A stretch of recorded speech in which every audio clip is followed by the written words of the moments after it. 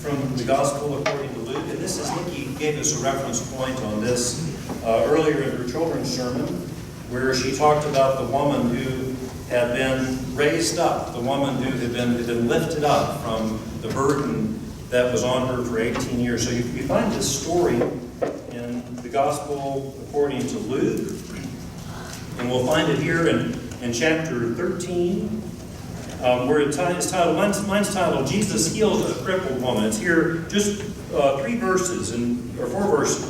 Chapter 13, verses 10 through 13. So hear now the word of the Lord. I've got it here on your, if you've got a Pew Bible, it's on page 76 of your Pew Bible New Testament.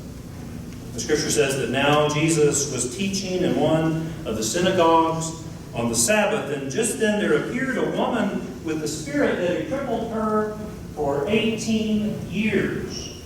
She was bent over and quite unable to stand up straight. And when Jesus saw her, he called her over and said, "Woman, you were set free from your ailment."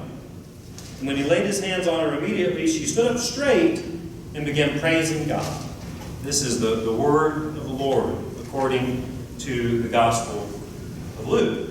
Thanks be to God.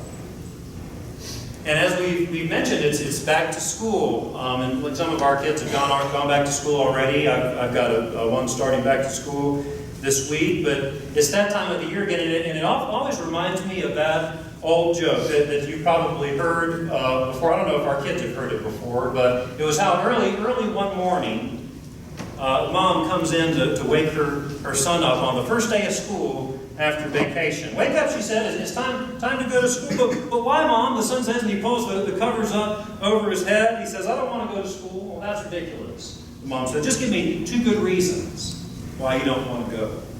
"Well, for one, the kids hate me, plus the teachers hate me too." He said, "Oh, that's no reason not to go to school." His mom said, "Come on now, get ready." "Mom," the son said, "why don't you give me 2 reasons why I should go to school?" "Well, for one," she said, "you're 45 years old, and the other is that you're the principal." And I think I first heard that joke about the pastor of a church, but of course we could all of us relate to that story, to the principal in that story, amen, because sometimes we just don't want to go to school or to our jobs or even to church on Sunday, but still we go because we might need to be there for somebody else. which just reminds me of another joke, and which is that after the summer break was over, little Jack returned back to school, and it was only 2 days later that the teacher phoned his mother to tell her that little Jack was misbehaving. But just hold on a minute. His mother said, I had Jack for 10 whole weeks this summer, and I never once called you when he misbehaved. It's only funny because it's true, right? But this back to school is an exciting time, and not only for us as parents.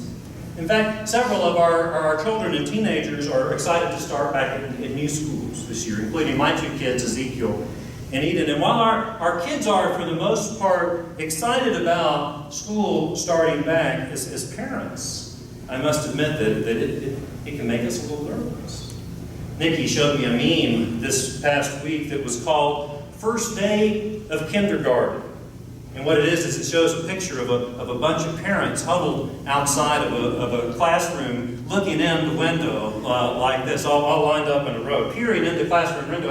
And I have to say that I could relate, because it does make me anxious to have my kids, both of them, started in new schools this year. For Eden, it's her first time in kindergarten in a public school, ever in school. Public school for the first time. For Ezekiel, he's going from elementary school to not only middle school, it's a school that has from 6th all the way to 12th grade. Some of these kids are as big as me. So, as you can imagine, it makes me a little anxious. And what's more, we're gearing up for some big changes here around church, because with the recent loss of staff that we've had, it's going to be a while before we get a new office manager, much less a new associate minister.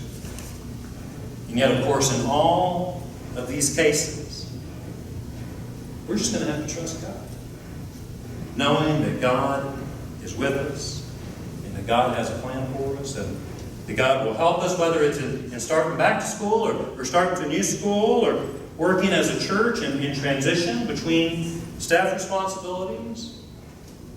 For our faith teaches us that God will make a way somehow. And so there's no reason for us to worry. Remember, Jesus said, do not worry about tomorrow, for tomorrow will bring troubles of its own.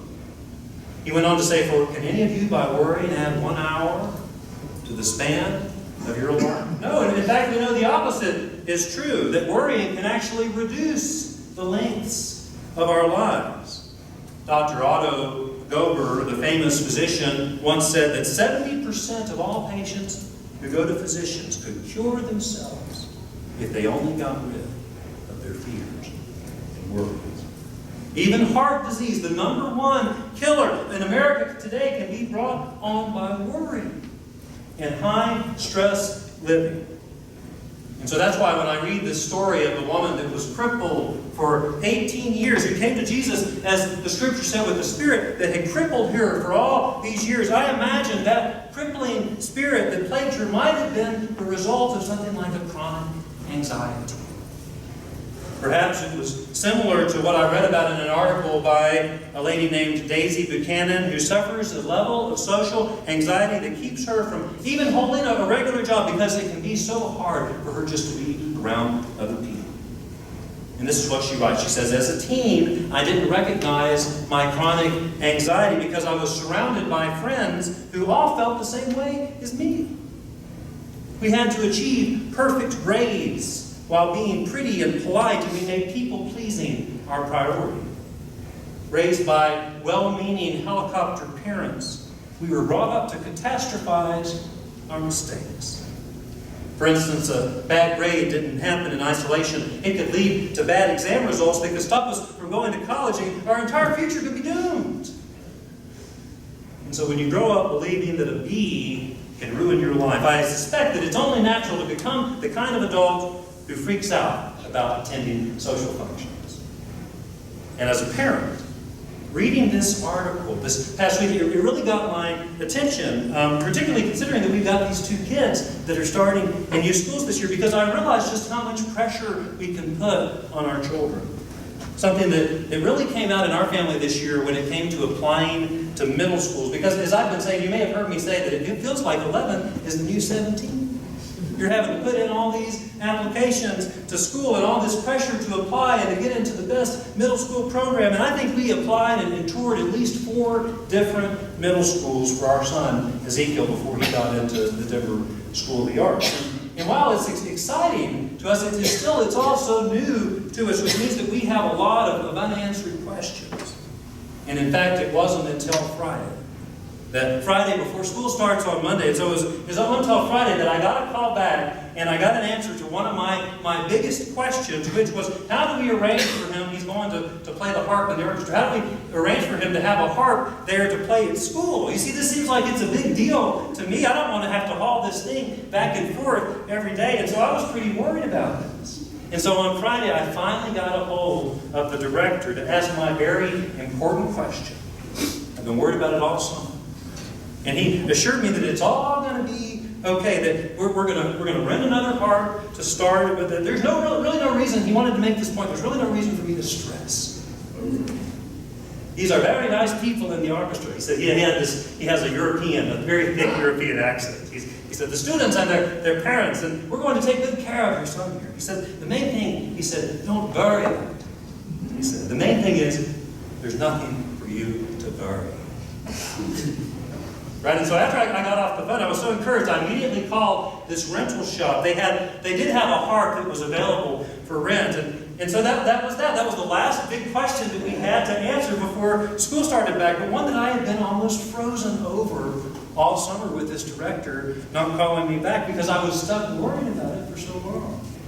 And so I have to tell you, I made that call, and knowing that we had a rental instrument now to pick up, it felt like a huge weight just dropped off my shoulders. Just an example, but I can imagine that it was something like that, only on a much grander scale that happened to that woman that encountered Jesus that day.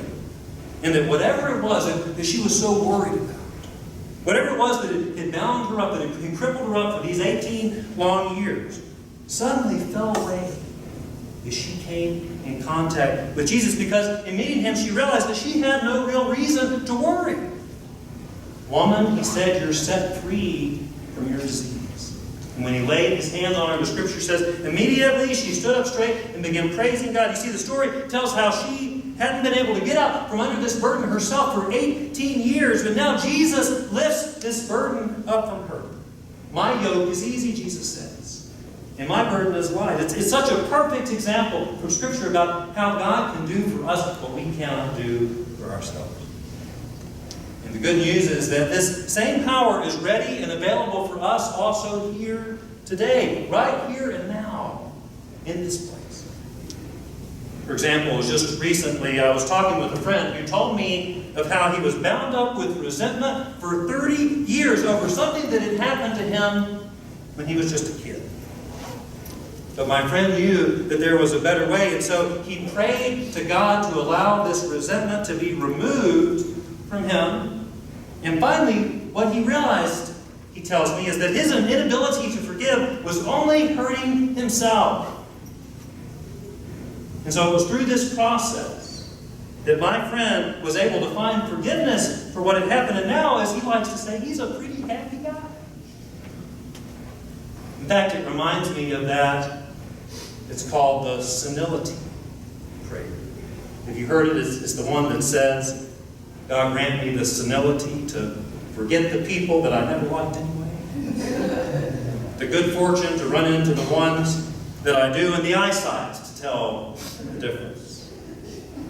And I like that because I think it makes the point that it's not that this is all so difficult, but really it's rather a matter of letting go of our need to control.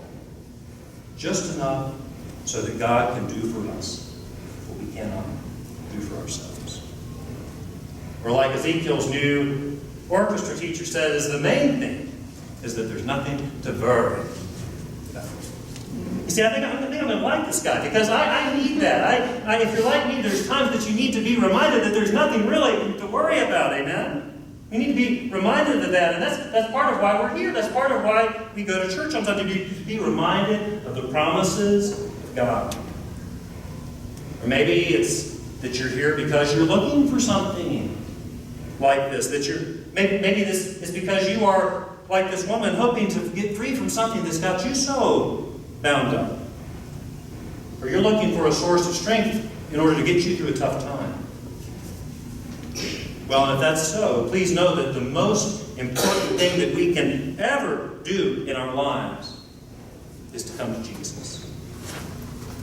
And while you might not be totally crippled over with worry like this woman, it may be that there's something that's weighing on you right now, that if you can't let it go, then the fact is that it's probably going to feel like a real burden in a few days or a few months or a few years. And so if you are weighed down with anything today, Jesus invites you to lay down your burden so that you can finally find some freedom from things like worry and anxiety. For that's the promise that we have in God and Jesus Christ. That's the good news, that it's available to each and every one of us today and every day, if we but choose to accept it. Thanks be to God this day. And happy back to school. Amen.